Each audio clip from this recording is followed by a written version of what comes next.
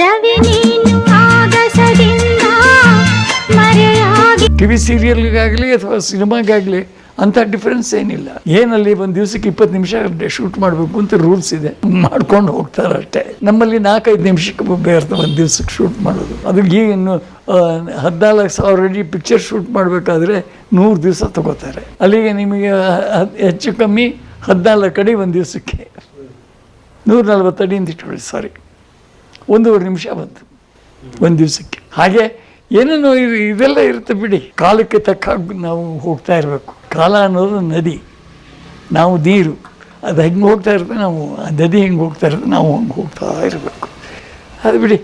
Next ಹೊಸ ಬೆಳಕಿಗೆ ಬರ್ತೀವಿ. ಅದು ಅಷ್ಟೇ. ಮೈಸೂರಿನಲ್ಲಿ ಅವ್ರಿಗೆ ಬೇಕಾದಂಥ 2 ಹುಡುಗರಿದ್ದರು. ಅವ್ರಿಗೆ ಅವ್ರ ತಮ್ಮನಿಗೆ ಸೇರಿಸಿ ಶ್ರೀನಿವಾಸ ಇದು ಎಸ್ ಶ್ರೀನಿವಾಸ ಇನ್ನೊಬ್ಬ ತಮ್ಮ, ಅವನು ಒಂದು ಪಿಕ್ಚರ್ ಮಾಡಿಕೊಡಿ, ಅವನು ಮೈಸೂರಿನಲ್ಲಿದ್ದಾನೆ. ಮೈಸೂರಲ್ಲಿ ಅವನ ಫ್ರೆಂಡ್ಸ್ ಸೇರಿಸ್ಕೊಂಡು ಪಿಕ್ಚರ್ ಮಾಡಿದ್ರು, ಹೊಸ ಬೆಳಕು ಮಾಡಿದ್ರು. ಅದು ಕಾದಂಬರಿ. ಅದನ್ನು ಆ ವಾಣಿ ಕಾದಂಬರಿ ಹೊಸ ಬೆಳಕು ಹೇಳಿದ್ದೂ ಪರತಮ್ಮನವ್ರೆ. ಹೊಸ ಬೆಳಕು ಕಾದಂಬರಿ ಕೊಟ್ಟು ಇದನ್ನು ಮಾಡಿ ನನ್ನ ತಮ್ಮನಿಗೆ ಅಂದರು. ಮಾಡಿದ್ವಿ, ಹೊಸ ಬೆಳಕು ಮಾಡಿದ್ವಿ. ನಾನೇನು ಡಾಕ್ಟ್ರು, ಯಾರನ್ನ ಹಾಕೋಬೇಕು ಅಂದಾಗ ಸರಿತಾ ಸರಿ ರಂಗರಾವನೇ ಹಾಕೋಣ ಅಂತ ಹೇಳ್ಬಿಟ್ಟು ಆಯಿತು, ಡಿಸೈಡ್ ಆಯಿತು. ರಂಗರಾವ್ಗೆ ಹೇಳಿದ್ವಿ, ಒಳ್ಳೊಳ್ಳೆ ಹಾಡುಗಳು ಕೊಟ್ಟು ತಿರ್ಗಾ ಹೊಸ ಬೆಳಕು ಅಂದರೆ ಒಳ್ಳೊಳ್ಳೆ ಹಾಡು. ಅದರಲ್ಲಿ ಒಂದು ನಮ್ಮ ತೆರೆದಿದೆ ಮನೆ ಬಾವು ಅತಿಥಿ ಇದ್ದ ಒಂದು ಸಿಚುಯೇಷನ್ ಬರುತ್ತೆ. ಆ ಸಿಚುಯೇಷನಲ್ಲಿ ಅದರಲ್ಲಿ ಟೈಟಲ್ ಬೇರೆ ಇದೆ, ಹೊಸ ಬೆಳಕಿನ ಹೊಸ ಬಾಳಿನ ಅಂತ ಹೇಳ್ಬಿಟ್ಟು ಲಿರಿಕ್ಸ್ ಬರ್ತದೆ. ಅದೇ ಬೇಕು ಅಂತ ಹೇಳ್ಬಿಟ್ಟು ಹುಡುಕ್ದೆ. ನಾನು ಕವನ ತೊಗೋಬೇಕು ಅಂದಾಗ ನನಗೆ ಐ ಚಾನ್ಸ್ಡ್ ಅಪಾನ್ ಇವರು ಕುವೆಂಪುರವ್ರದ ಇದು ತೆರೆದೇ ಮನೆ ಬಾವು ಅತಿಥಿ ಹೇಗೆ ಕವನ ಕಣ್ಣಿಗೆ ಸಿಕ್ತು. ನನಗೆ ಬೇಕಾದಷ್ಟು ಕವನಗಳನ್ನು ಓದಿ ಅದರಲ್ಲಿ ಇದಕ್ಕೆ ಕಣ್ಣಿಗೆ ಬಿದ್ದಿದ್ದು. ಅದು ಕುವೆಂಪುರು ಬರೆದಿದ್ದು. ಅದನ್ನು ನಾನು ತೊಗೊಂಡೋಗಿ ರಂಗರಾವ್ ಕೊಟ್ಟೆ.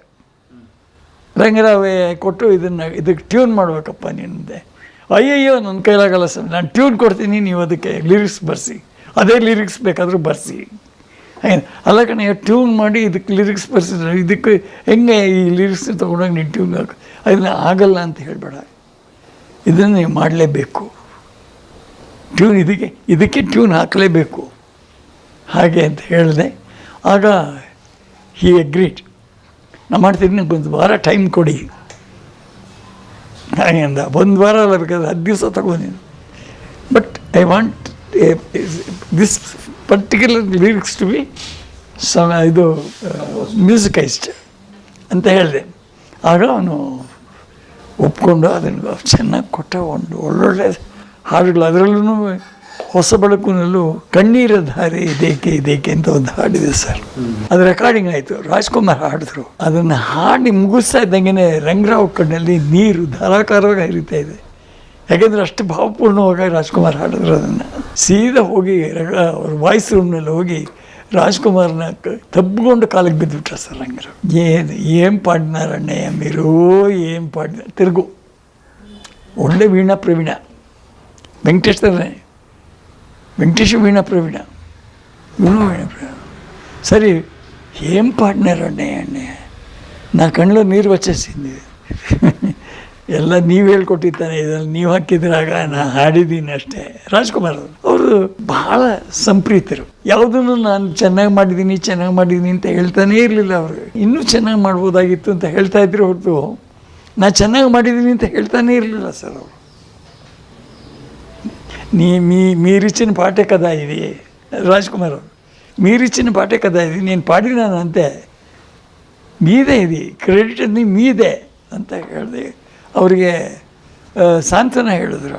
ನಾವು ನಮ್ಮ ಕಥೆಗೆ ಎಷ್ಟು ಪ್ರಾಮುಖ್ಯತೆ ಕೊಡ್ತಾಯಿದ್ವೋ ಅದರಲ್ಲಿ ಬರ್ತಕ್ಕಂಥ ಸನ್ನಿವೇಶಗಳ ಹಾಡುಗಳಿಗೂ ಅಷ್ಟೇ ಪ್ರಾಮುಖ್ಯತೆ ಕೊಡ್ತಾಯಿದ್ವಿ. ಅದರಿಂದಾಗಿ ನಮಗೆ ಅಷ್ಟು ಚೆನ್ನಾಗಿ ಹಾಡುಗಳು ಬರೋದಕ್ಕೆ ಕಾರಣ ಆಗಿದ್ದು ಅದೇ ಸನ್ನಿವೇಶಗಳಿಗೆ ತಕ್ಕ ರಾಗಗಳು, ಆ ರಾಗಗಳಿಗೆ ತಕ್ಕ ಸಾಹಿತ್ಯ.